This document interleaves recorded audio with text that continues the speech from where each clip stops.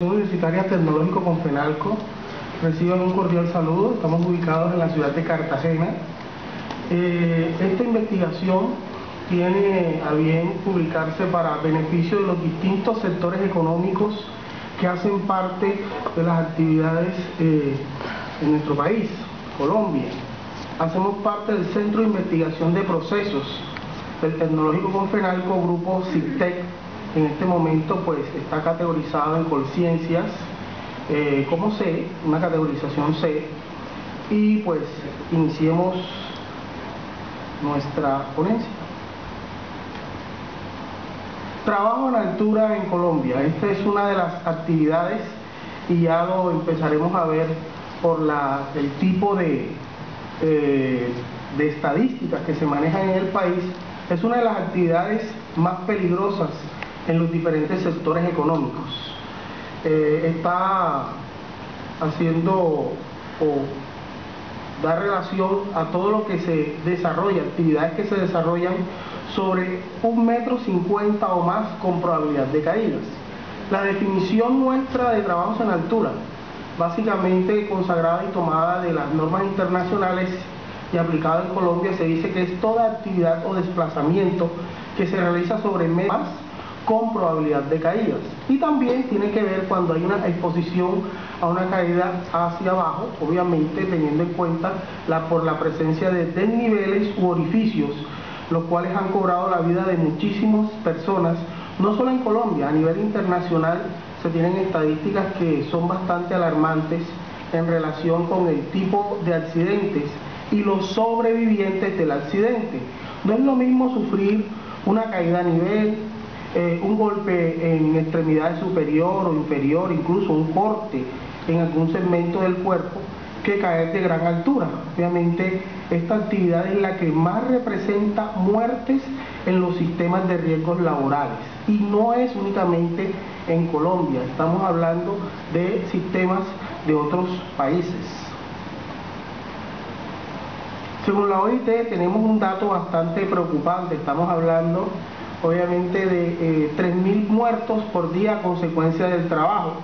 Haciendo un comparativo un poco extraño, y miramos cuántos muertos, en ejemplo, le corresponderían a Argentina de esos 3.000 diarios. Dividimos esos 3.000 en el mundo por los 5 continentes, vaya calculando en promedio, América estaría a razón de 600 muertos día. Si sacamos ese dato y lo extrapolamos a las 3 áreas geográficas de América, Suramérica, estaríamos hablando pues ya de una cifra bastante alta. Lo que sí tendríamos que mirar es cuánta conciencia tenemos en relación con estos tipos de actividades, porque estas 3.000 son en general, entonces serían 200 solo para Suramérica, y Argentina, tomando el ejemplo de Argentina, serían 20 muertos día. Es una cifra de bastante consideración.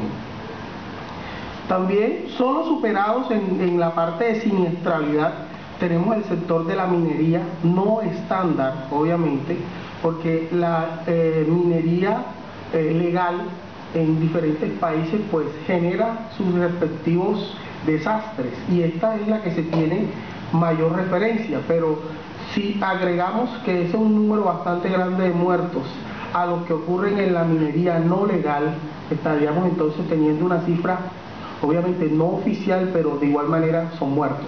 Estamos contando personas que van a trabajar y no regresan. Es una estadística bastante preocupante. Estamos hablando en Colombia de un 52% de accidentes fatales. De todos los muertos que se generan, 52% son por el trabajo en altura. Entonces este es otro de los datos que pues tiene a bien dar una revisión, devolvernos y mirar qué tanto se está desarrollando. Colombia estaba aplicando hasta el año 2005, 2006, hasta el año 2007 aplicó en forma lo que decía la ley de salud, en este caso la ley 9ª, que era pues el estamento de seguridad que se maneja en Colombia, pero a su vez era tomado de un Real Decreto español. No teníamos una norma en propiedad, solamente teníamos una norma atomizada, ley 9ª. de 1979, donde solamente se decían ciertos apartes donde se hablaba de la protección del trabajador. Entonces era una norma muy general, protección del trabajador, elementos necesarios e importantes, pero no se hablaba en propiedad del procedimiento correcto. Estamos hablando que es un fenómeno que se origina por fallas fundamentalmente en el procedimiento y condiciones de trabajo inadecuadas. Por eso en el año 2008 apareció la resolución 3673 para remover un poco y dar una norma específica. Apareció obviamente en Colombia el reglamento de trabajo en alturas, el cual contribuyó o sirvió para mejorar bastante el panorama en cuanto a los espacios de trabajo. Y es por eso que esta resolución estableció un reglamento técnico donde daba los parámetros para que estas empresas y estas personas se sometieran a una serie de actividades, las cuales eran bastante puntuales, especialmente en cuanto a la formación y a la capacitación del personal. Todo lo que se hace en alturas dicta muchísimo de las actividades laborales en tierra. Las actividades laborales en tierra tienen unas condiciones que pueden ser manejadas de cierto modo, pero cuando hablamos del trabajo en altura no. Cuando hablamos de trabajo en altura, pues ya todo va cambiando la orientación del trabajador, su postura frente a cómo laborar, y además de esto la indumentaria, que es una indumentaria especial, y en promedio una empresa para realizar alturas tiene que tener también un protocolo para rescate. Y estamos hablando de indumentaria de alturas por hombre, estaríamos hablando de una inversión promedio de 500 a 700 dólares. 500 a 700 dólares por hombre en cuanto a indumentaria. Pero cuando hablamos ya directamente a rescate, nos estamos refiriendo a inversiones que pueden llegar a los 5.000 y hasta 10.000 dólares por empresa en actividad de campo.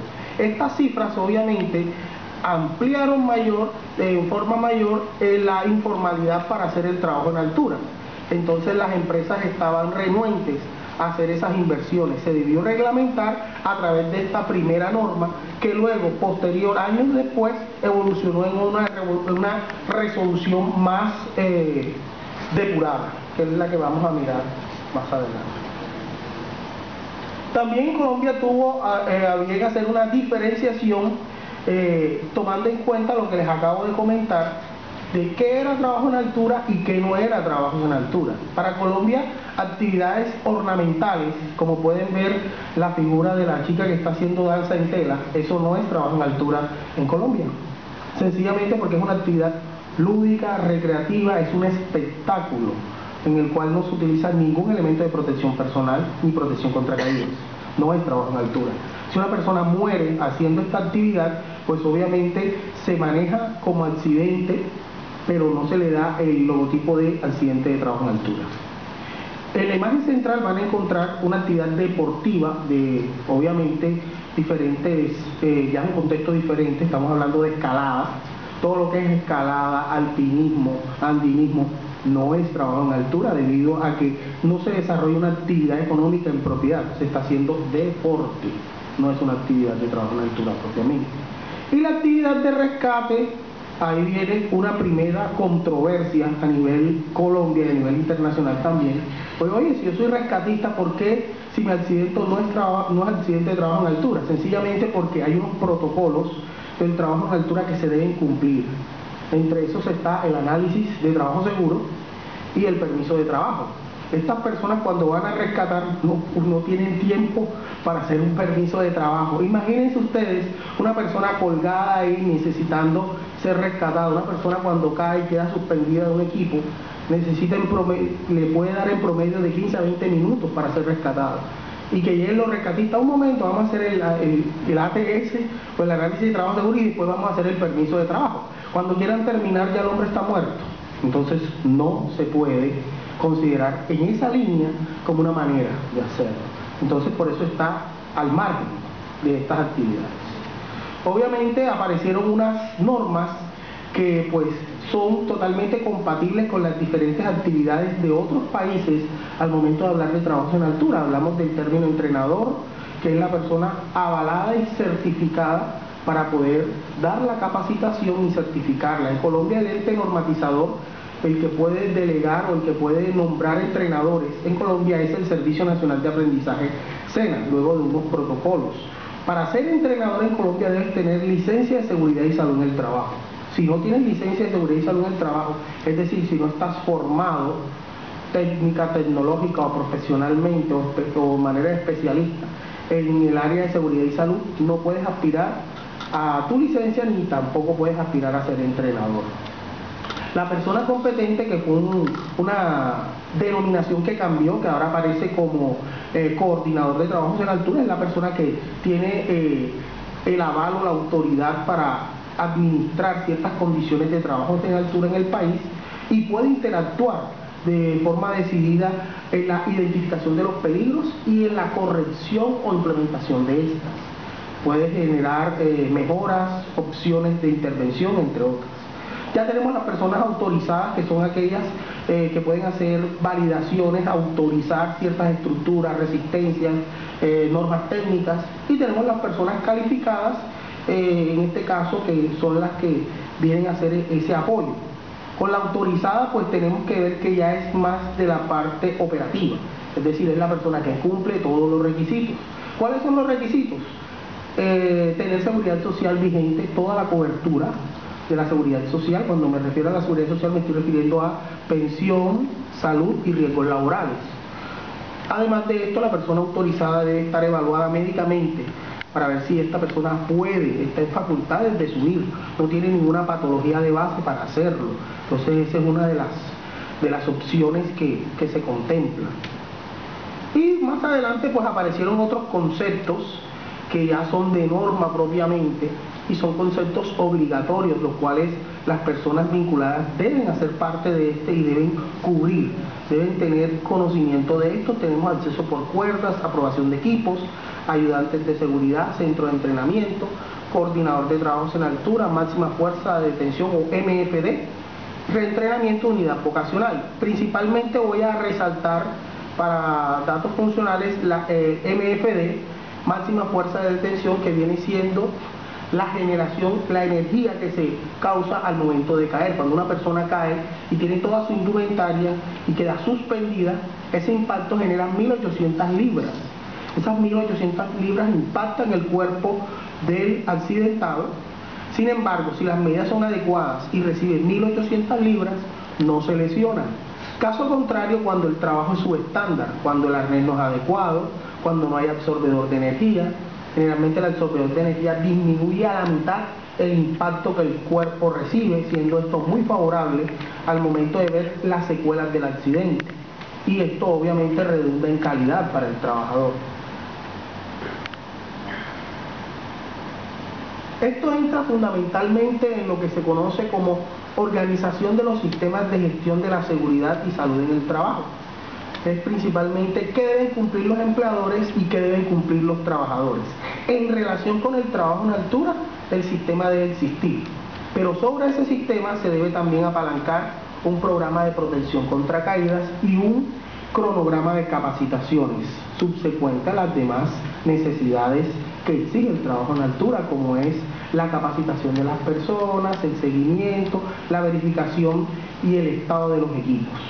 Mientras que en la obligación de los trabajadores está el deber de capacitarse, aceptar ser incluido en un grupo de capacitaciones y también darle toda la ayuda en relación con los equipos y la manera de desarrollar las tareas.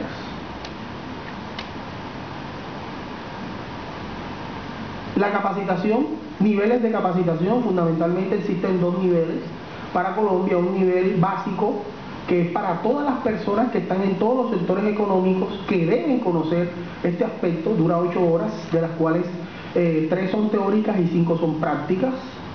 Tenemos un nivel avanzado de 40 horas, que tiene 24 horas prácticas y 16 teóricas.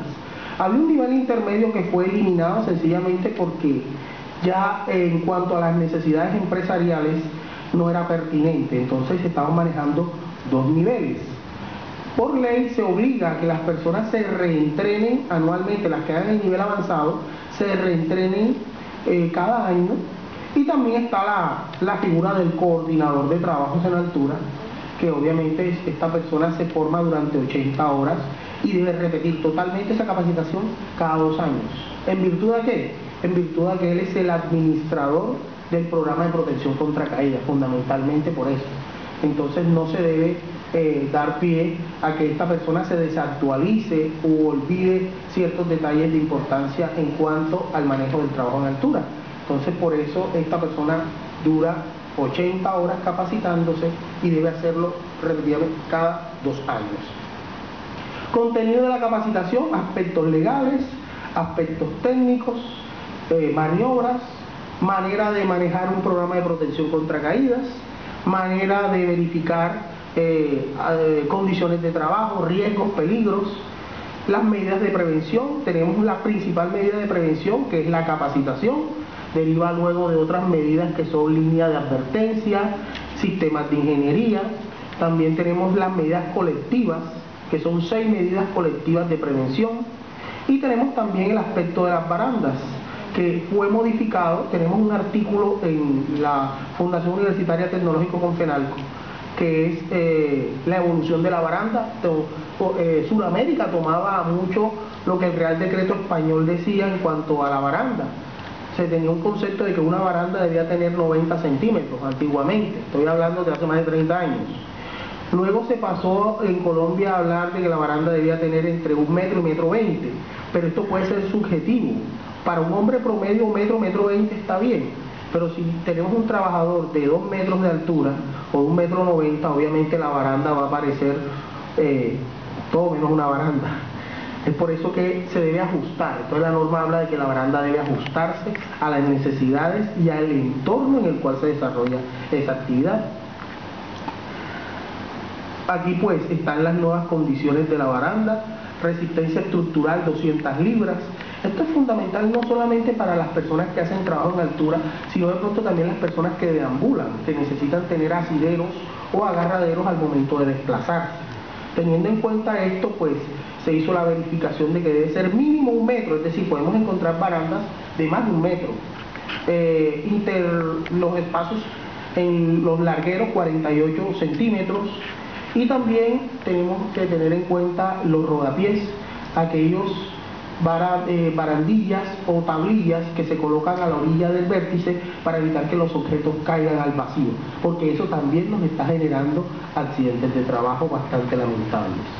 Rápidamente, tenemos este punto que es el programa de protección contra caídas.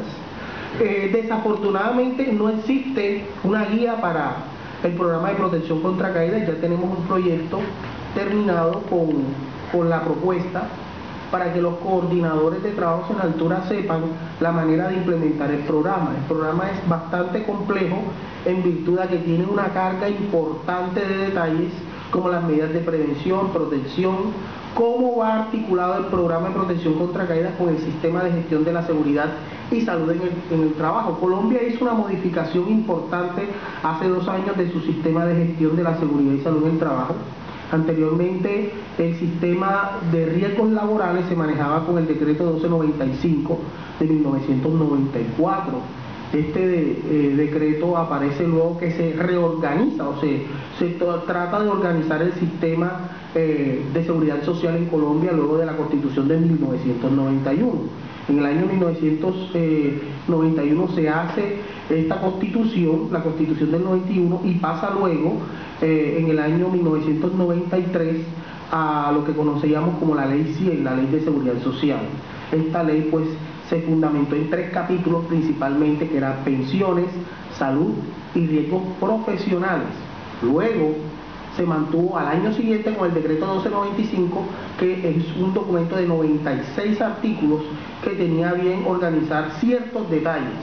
Así se mantuvo durante mucho tiempo, y luego en el año, el 11 de junio del año 2012 aparece la ley 1562, que reorganizó el sistema general de riesgos y le cambió el nombre a la salud ocupacional.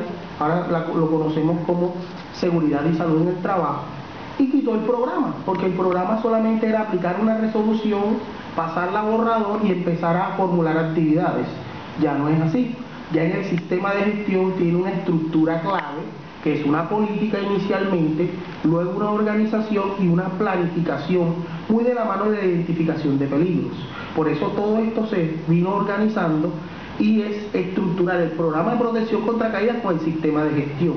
No es tan sencillo por el volumen y la cantidad de actividades que se deben realizar. Es un poco más demandado de esta manera. Y esto pues es lo que hemos tenido a bien para desarrollar una guía que aplique tanto para hacer las actividades de altura como para manejar el programa de protección.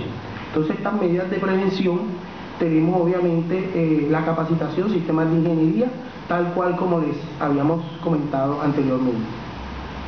Dentro de estas medidas de prevención, pues queremos vincular o se quiere vincular a la mayor cantidad de personas que puedan desarrollar estas actividades.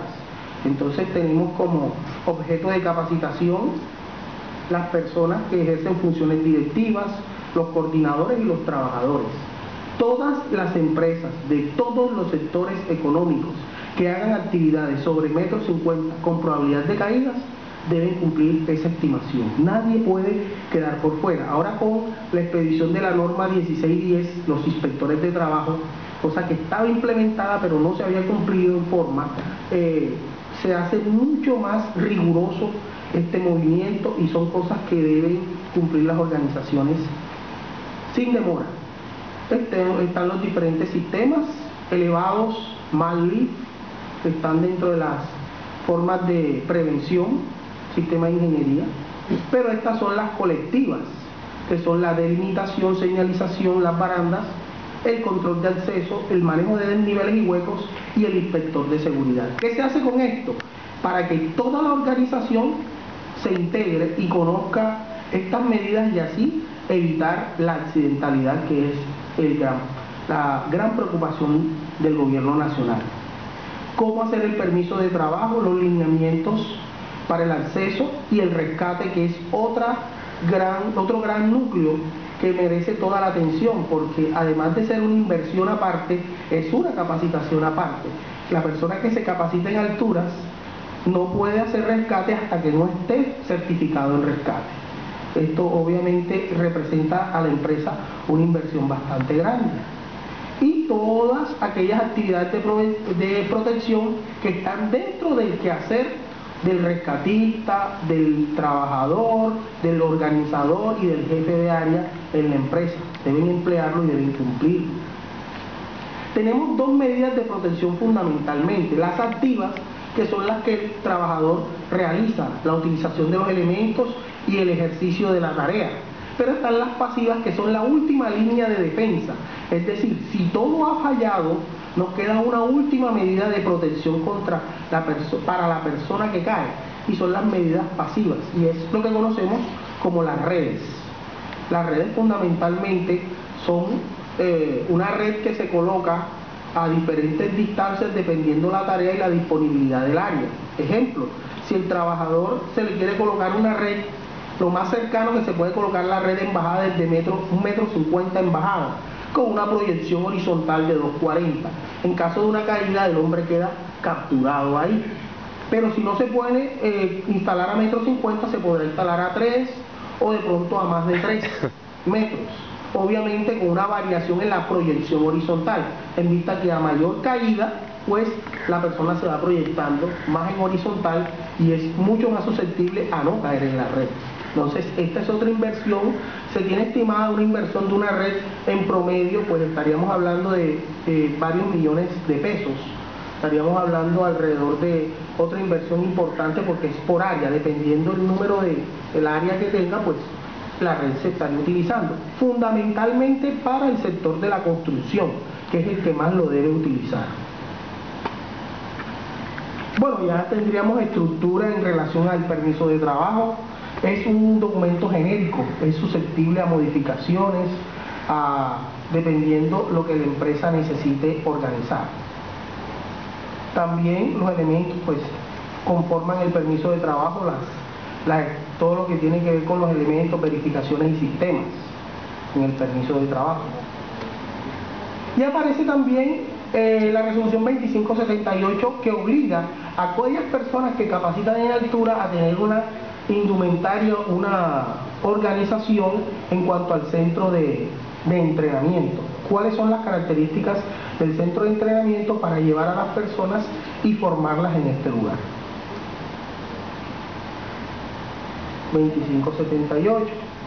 Requisitos: se debe tramitar ante la autoridad normatizadora en Colombia, que es el Servicio Nacional de Aprendizaje SENA, una documentación tanto del entrenador como del sitio, el cual se somete a una lista de chequeo para verificar el debido cumplimiento de los parámetros en cuanto al centro de entrenamiento, y luego también mirar si estas personas cumplen. Al cumplir, pues el Servicio Nacional generará una serie de visto bueno o desaprobación en su momento para esta iniciativa. Estas son algunas de las referencias utilizadas en esta investigación que obviamente hemos tenido a bien desarrollar. Para dar un apoyo a estas actividades, pues se ha visto o hemos tenido una serie de acercamientos, y no sin antes hacer un paralelo con Argentina. Nos pareció muy interesante en Argentina la visita hace 2 años a Buenos Aires, y encontramos muy buenas estructuras, generalmente en cuanto a las estructuras de apoyo, andamios, estructuras de acero galvanizado, rígidas, resistentes, con soportes de 5.000 o más libras. Encontramos cubiertas en las partes superiores, y solamente como dato curioso, encontramos un solo andamio subestándar en la revisión. En la lista que se hizo se encontró un solo andamio subestándar. Lo único que ese andamio estaba en la Casa Rosada, no sabemos por qué. En la calle todos cumplieron, pero únicamente faltó ahí. Ahí encontramos como dato curioso que la única que no cumplió, que era andamio no certificado, muy delgado, poco en cuanto a la sostenibilidad, era ese. Pero bueno, y como respuesta y apoyo a esta iniciativa, hemos tenido a bien diseñar el primer libro de trabajos en altura actualizado para Colombia e incluso compatible con otras legislaciones.